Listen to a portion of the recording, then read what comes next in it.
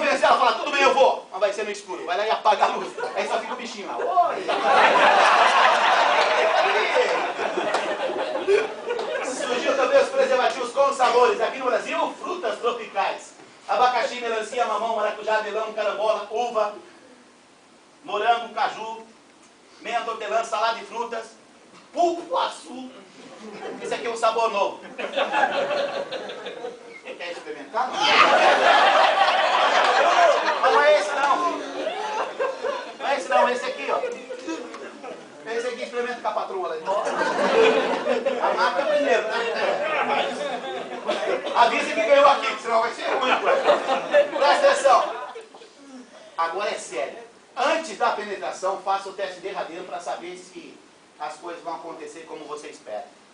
Você está lá deitado com o microscópio em pé, ou sentado na posição, aí ela vai vir com tranquilidade, né? Ela vai pegar delicadamente com a mão e passar por toda a extensão do pênis. Vai falar isso. Passa ali por toda a extensão do pênis, dando voltinha. Alguns você assim, bem rápido, outros vão demorar um pouco mais. Mas tem que passar por toda a extensão. Não pode ter bolha de ar. Se tiver bolha de ar, refaça o processo. Tá certo?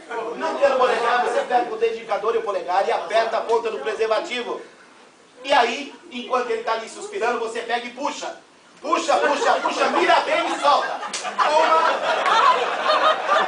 duas, 3 vezes pelo menos. Eu garanto a você que você vai voltar para casa perfeito. Sem problema, sem DST nenhum. Deixa eu guardar meu microscópio aqui.